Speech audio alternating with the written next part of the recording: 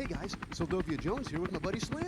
Hi guys! And today we are flying in a helicopter above an active volcano.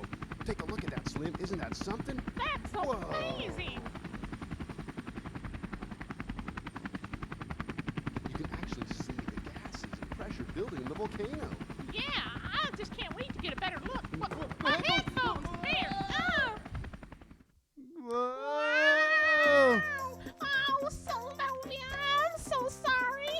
It looks like this is the end. Well, you know, Slim, if this is the end, we should take just a moment to tell you viewers at home to not forget to turn in your Keep Reading log. You know, you guys worked so hard to read all summer. Time to turn these reading logs in before August 6th, which is coming up. So if you turn these in between now and August 6th, you'll be entered in a chance to win the various prizes you marked on the back. So don't forget to turn these in. Also, this is episode 9 of the Junior Explorers Club, which means it's the final episode, Slim. Which means you viewers at home need to write down those final letters to complete the secret code word and get that information to us by calling the Kenai Community Library, emailing us, or stopping in. Let us know that secret code word, and you'll also be entered to win more prizes. Super cool. Slim, where did you get that umbrella? I always pack an umbrella in case it rains. In case it rains, even on a helicopter? Yeah. Oh, wait. I can use this as an umbrella and as a parachute. Well, I guess I'm going to leave you now, Sylvia. Goodbye. Bye, Slim.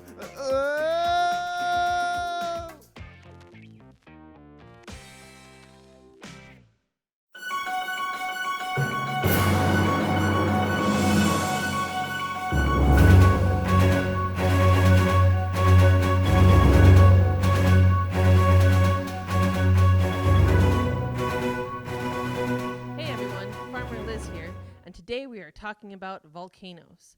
There are 3 different types of volcanoes that we are going to discuss today, as well as the fact and the difference between a magma and lava.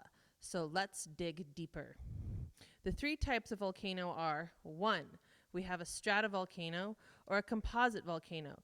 You can tell these types of volcanoes by their cone shape and their very steep sides. They are formed after ash and lava build up on the sides of the volcano.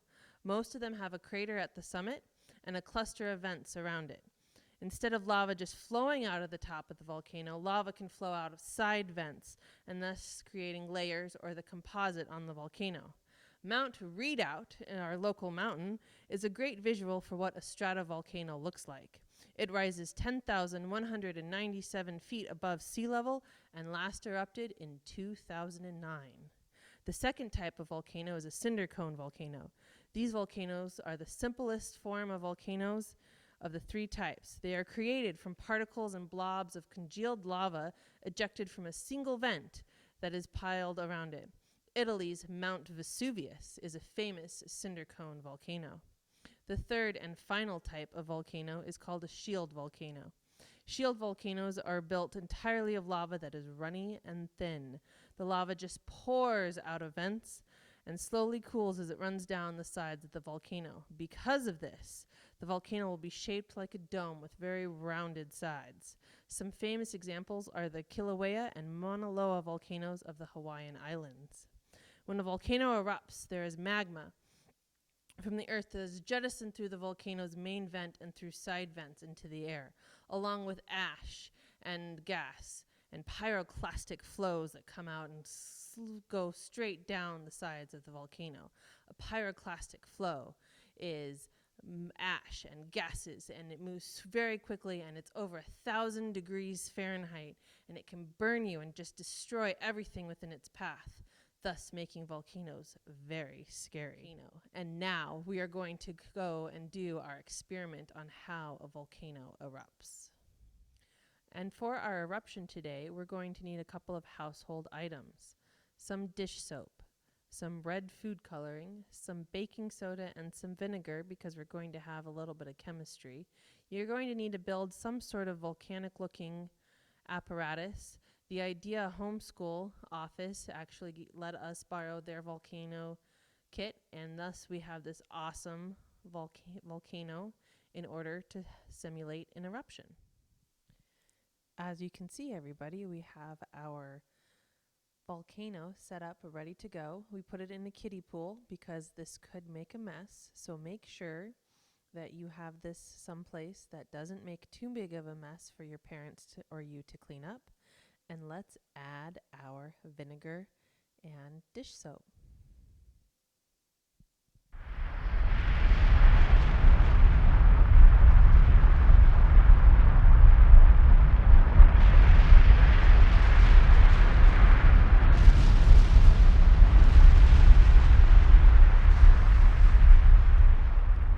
Our awesome volcanic eruption. Have fun, you guys. Well,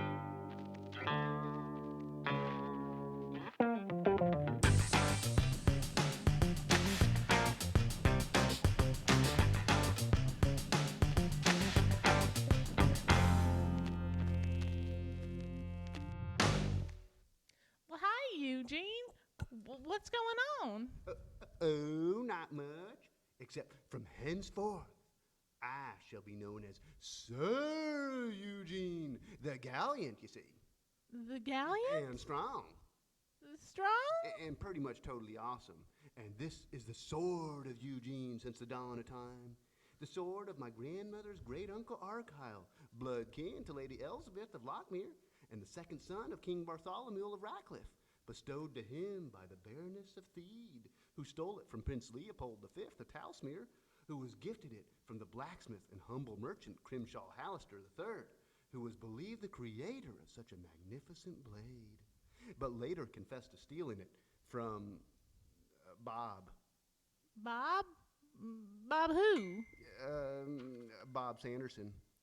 Bob. Okay, anyway, so where are you going to be going, Sir Eugene, the brave, strong, totally awesome, with a cool sword? Well, where am I going? Well, because I am now on a quest to find the elusive Ring of Fire. And once I have obtained the Ring of Fire, I shall cast it into the fiery depths of Mount Redoubt, thus destroying it and freeing the good people of the Kenai Peninsula from... Oh, hold on, Eugene. I'm going to stop you right there. But what? Where did all this nonsense come from? Nonsense, Beatrice. Well, I was late watching a documentary about the Ring of Fire on the Science Channel, and I know it's real. Of course, I did kind of doze off for a bit while watching, so... Oh, Eugene, the Ring of Fire is real, but it's not some magical ring like in a Tolkien novel. It's the given name to a bunch of volcanoes that surround much of the Pacific Ocean.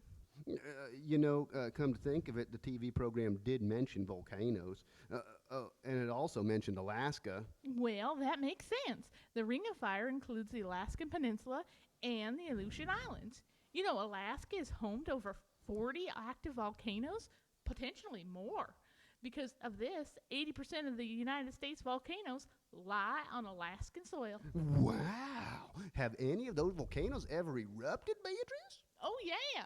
In fact, in 1912, the eruption of Nova Rupta, 450 miles southwest of Anchorage, is the largest eruption in the last century. The eruption lasted for over 60 hours and left a foot of ash on the Kodiak Island, more than 100 miles away. One of Alaska's most active volcanoes is Pavlov volcano. Pavlov? It's kind of hard to say, but Pavlov volcano has had 41 eruptions dating back to 1760 when they first started counting. Another recent eruption in Alaska occurred in 1992 when Mount Spur sent ash and debris into the air near Kenai and Anchorage. When this happened, even the planes had to stop flying until the air became clear. Impressive. That's right. Volcanoes sure are an impressive force of nature, aren't they? No. I was thinking I could also be known as Sir Eugene the Impressive. Oh, man, Solovia, I hope he's okay. Solovia, you're alive! Of course I'm alive, Slim. Halfway through the fall, I realized that I had a trash bag and some dental floss in my pocket. So, of course, I was able to makeshift a parachute, which drifted me gingerly down to the ocean. Now, in the ocean, I did have to swim 20 miles before I was able to rope 2 dolphins. Now, they took me to shore, and at that point, I hopped on an ostrich, which, of course, gave me a ride into town. Oh, well, that's kind of uneventful. I thought it'd be something more exciting.